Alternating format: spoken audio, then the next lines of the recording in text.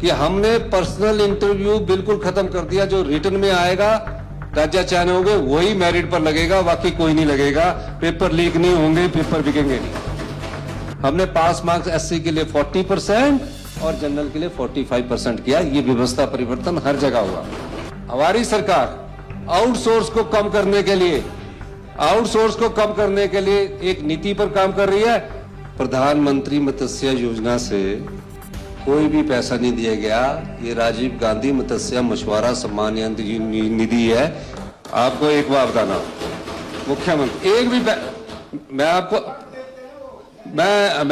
Please आप बैठ के सुनो अभी कटवा साहब, सुनो ना, जवाब सुन लो, उसके बाद मछुआरों की कंडीशंस को देखते हुए मैंने हमारी ये सरकार की, हिमाचल सरकार की योजना है, इसमें एक भी पैसा प्रधानमंत्री मत्स्य योजना का नहीं, ये स्पष्ट कर देना चाहता हूं। ये आपको मैं कहना चाहता हूं, ये बात आपको मैं।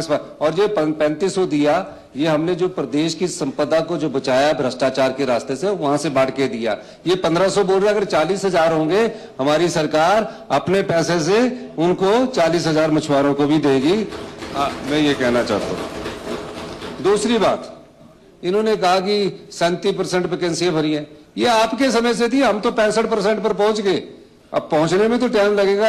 और हम आपको मैं एक और चीज बता दूं, हम सारी भर्तियां राज्य चयन आयोग से कर रहे हैं, पब्लिक सर्विस कमीशन से कर रहे हैं।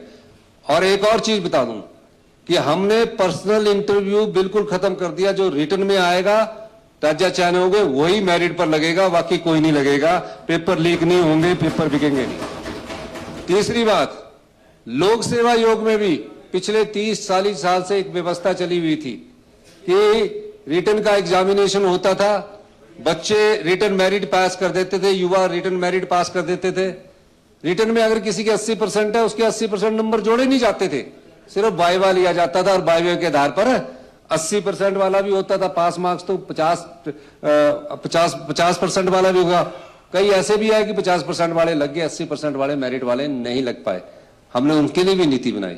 हमने कहा रिटर्न प्लस पर्सनल के जो इंटरव्यू लगेंगे, उसके आधार पर सिलेक्शन प्रोसेस चलेगा। और एक और व्यवस्था परिवर्तन बता देता हूं रोजगार के अवसर में, ताकि मेरिटोरियस बच्चों के साथ अन्याय ना हो।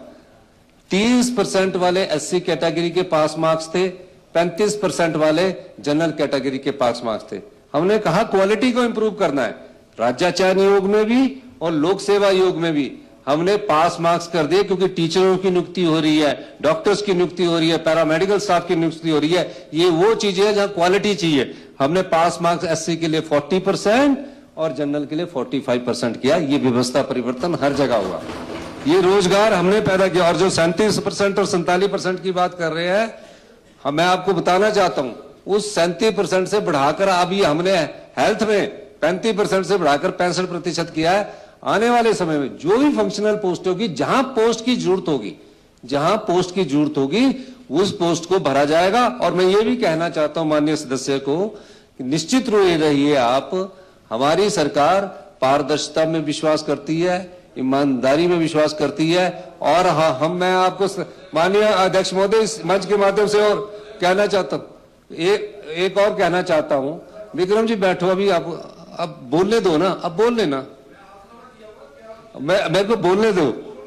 माननीय अध्यक्ष महोदय, मैं ये कहना चाहता हूं कि हमारी सरकार आउटसोर्स को कम करने के लिए एक नीति पर काम कर रही है। और जो आउटसोर्स लगे हैं, उनको भी कोई भविष्य में कैसे उनका भविष्य सिक्योर किया जाए, उस नीति पर भी हमारी सरकार कार्य कर रही है।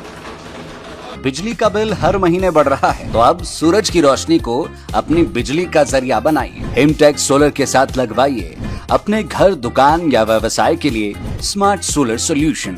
कम बिजली बिल, साफ ऊर्जा और लंबे समय की बचत।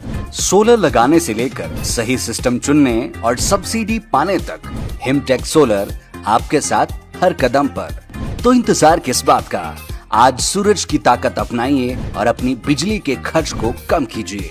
तो देर किस बात की? Hurry up for subsidy benefits and on 31 March 2027।